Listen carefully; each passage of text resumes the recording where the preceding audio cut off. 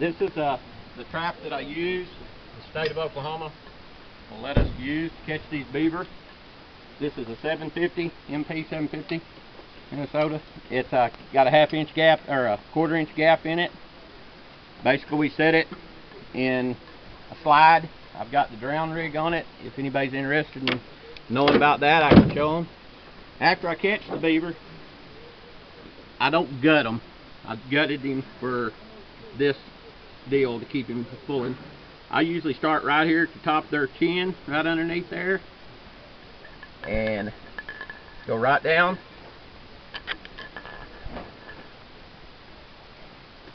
And zip him right down the middle, right out. I go right around these castor glands here, right around his butt, right under the skin on this side. Then I go right around this side the same way. You got to be really careful right here not to get into their castor glands and that. Once you get them to that point, and it's really, I scan with little knives. I like these little knives. I like these. Walmart carries this. I got this at an auction. I don't know where in the heck I got it, but it works really good. And one thing I do is I cut all their feet off at the joints. Take his feet off. Cut around.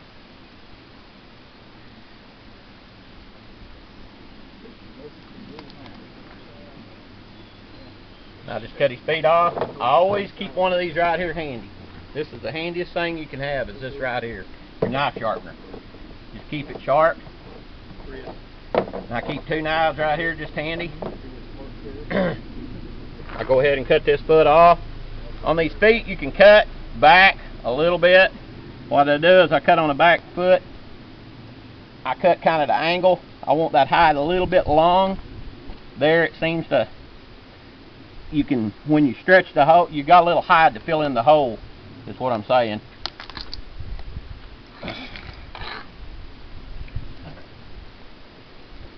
Cut his feet off. Then I start right here, and I start going down, and I start skinning this beaver just like the rest of everybody here would. I start taking him off, take his hide off. In this beaver's case, her hide off.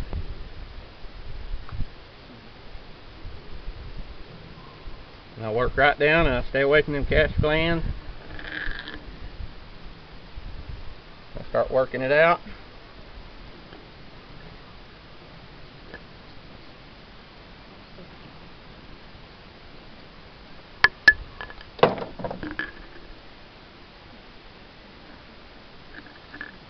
What I do is I like to work it clear down over their head. Start working their arms out. You pull the hide down, start working that around till you can get to that hole. Push that arm through like that. Pull it around like that. I like to work on their face a little bit too, to get down here and kind of get their face started out. That's just something I've kind of picked up. Go to the back legs.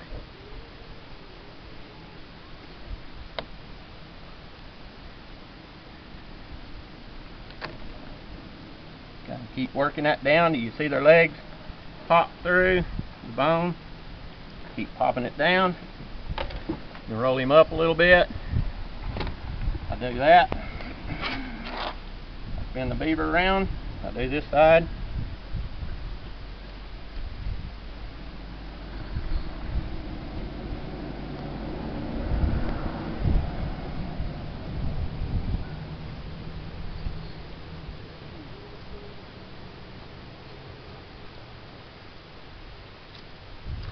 Come around his jaw there and split up to his face.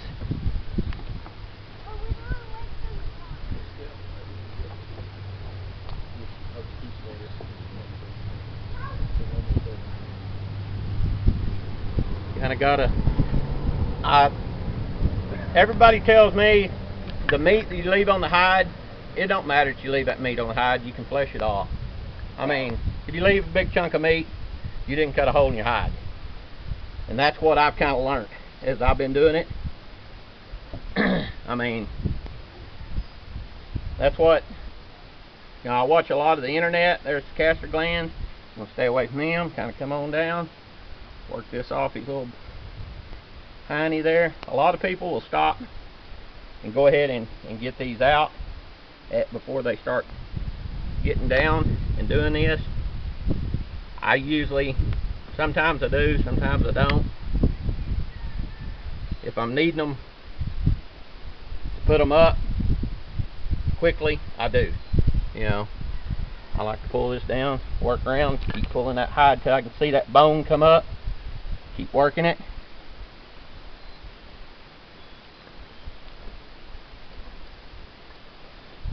I haven't skinned a beaver since it got cold. Okay, what I do is I take this right here and what you ready to. This winch, I just kind of put this thing together for this seminar. My winch at the house is a lot better, bigger. But I hooked that beaver. And I start pulling him around. Their pelvises is made a lot like our pelvises. I can take that beaver. Now see how that beaver's hanging? See how he's laid back? I've got him. I didn't have to pick this beaver up. I didn't have to strain. I didn't do nothing. Now the beaver's up. I hadn't cut even around his tail here. Now this is all right up here where I can handle him. I mean, I'm not bent over no more. I'm not freezing to death. You know, I can see this beaver. It's not slamming my table no more. Sharp knife, very important.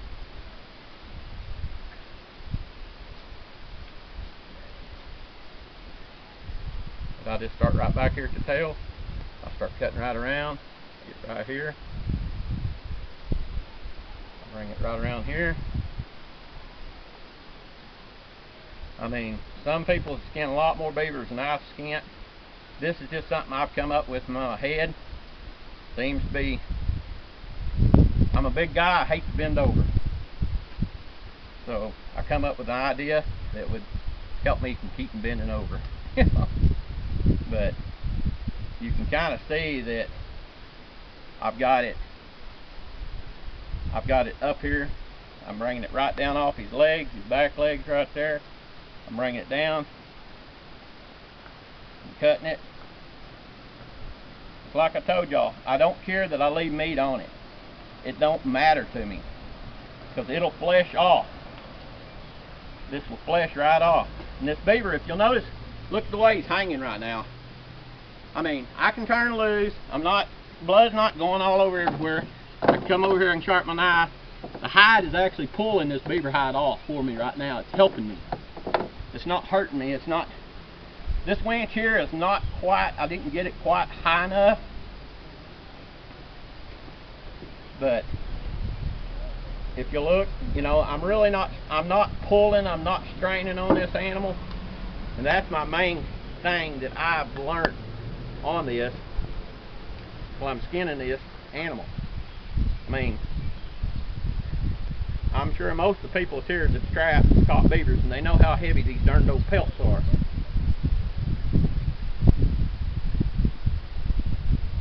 Cut right down. See, I didn't even have that leg all the way out. I'm working that leg out. I worked that leg out.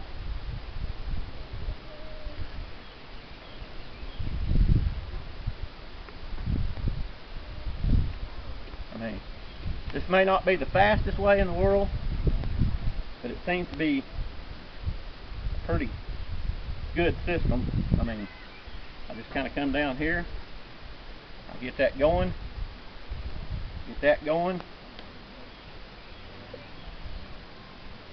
Come right up under there. I mean, now the hide is really starting to lay off for me. If y'all can see that. See, it's starting to hang. I mean, most of the animals, I don't like them to be wet.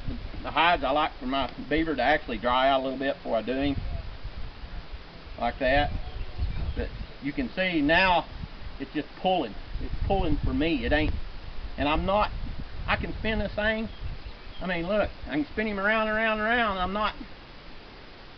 I can go anywhere I want to on this beaver. It's what, you know.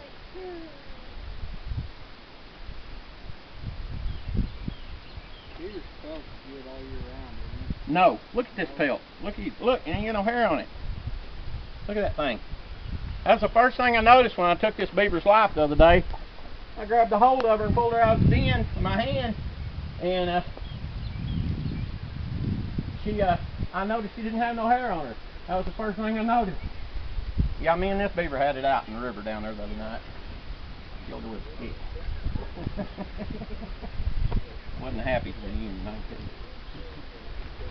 This is a female, but I did check her real good. She didn't seem to have no milk in her. So the little beavers, I think they'll be fine. You know.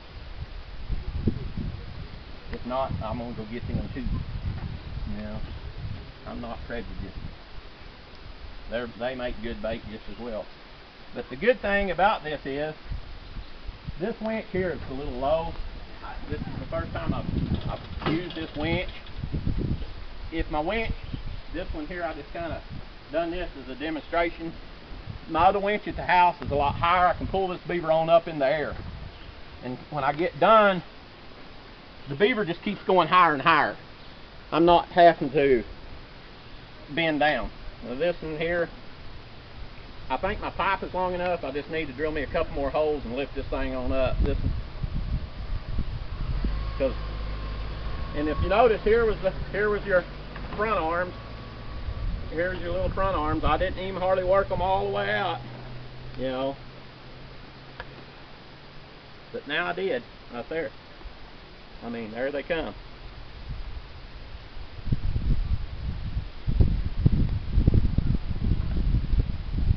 You just take it right on down.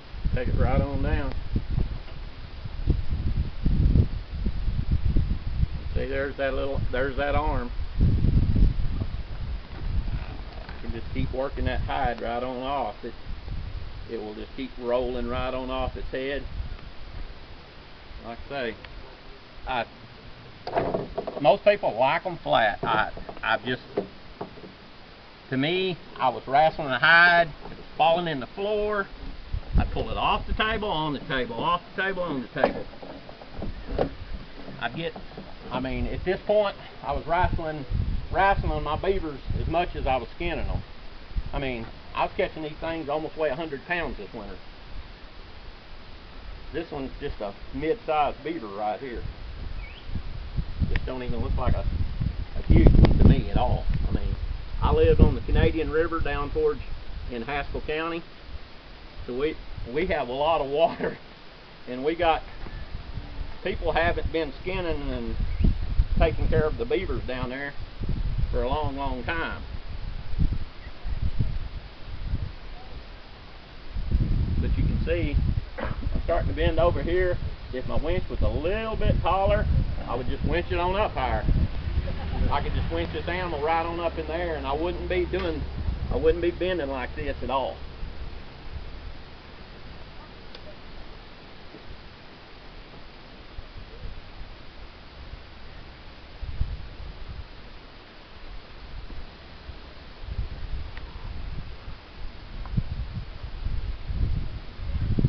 I just work it right on down, right on down, right on down. It's coming right off its head. Coming right on down.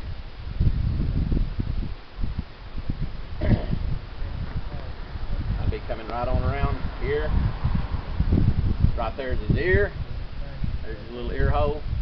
You see his little ear hole coming out. I skin it right on around. He's probably going to have a bloody spot on top of his head. There's his other ear hole.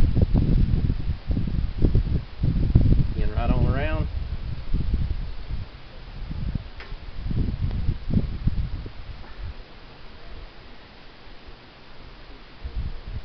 Before you put the hook in, you go ahead and gut towards the... Now if his guts was in, this pelvis bone, if we turned you upside down or me upside down, our guts will run to our mouth. That's just the way it is. It's the same way with this beaver. His guts will go to his mouth and it exposes this right here. You can take just a light your knife, just poke a little hole, and it catches that. Everybody says, well, where do you hang on to the beaver? Man, I hang on right there at his pelvis. I mean, I've got him, you know. And most of the time, like I say, this winch, I'm just doing this as a demonstration. My winch is a lot taller. I mean, I've got him up in the air at this point, and I'm not down in on my knees like this. And because at this point he's touching the ground, and I really don't like that at all. I like my pelts, when I get done, I don't want them to have grass all over them. I don't want them to have dirt from off my feet or anything. And what you do, if you'll notice right here, I've just worked that right around his face, and I'm coming right on around her face, and I'm just slicing, and it's telling me where to cut. If you'll stay tight to the skull, most animals, the corner of their eye is at the corner of their mouth. Their eye is at the corner of their mouth is what I've learned. And it seems like I know that's about where the eye's coming. I mean, my hands are big and stout, and I feel on like possums and coon and stuff, I try to feel them as I'm going, you know. But you can see I'm just kind of coming right on around to the end of his nose there, and I'm coming right on down. I'm coming right off, right there, skint beaver. Alright, now I've got this fresh beaver laying right there. I'll take this hide, I can lay it up here where I just skinned that beaver. It's done. I can do whatever I want with that. Now I can turn around here and I can cut my bobcat meat. I can take this beaver and I can cut his legs off. I can do whatever I want. I can cut any of the meat. It's not been watered. It's not full of dirt. I can go ahead and lay it back up here, back on this. Most of the time, like I say, we already have these castor glands pulled and stuff. So it's so much easier. Then the dogs, my beagles, if you turn your back, I've got about 5 beagles try to take it away from you. You know, they're ready to eat this booger. And if I got it in the air like that, I can walk off, get my hands cleaned back up, get myself reorganized for the next shot. I've usually got 5 or 6 of these things laying there. I can get what I want off this one, lay it down on the floor, let the dogs chew on it while I'm doing the next one. You know, but that's pretty much the way that I have found. I mean, even a small kid that couldn't pick up a weight. I mean, the only time I really want to put all the weight on me is getting him onto the table, getting him from the truck. If you notice, I'm not, any of us could skin a beaver like this. I mean, Gene and them is always talking about how old he is. I mean, animals are heavy.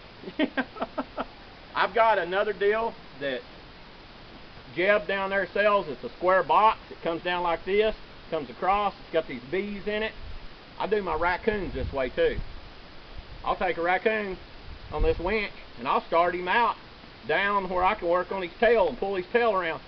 This is on I've got these things where I can clip them off and on. I can clip that hook in and out.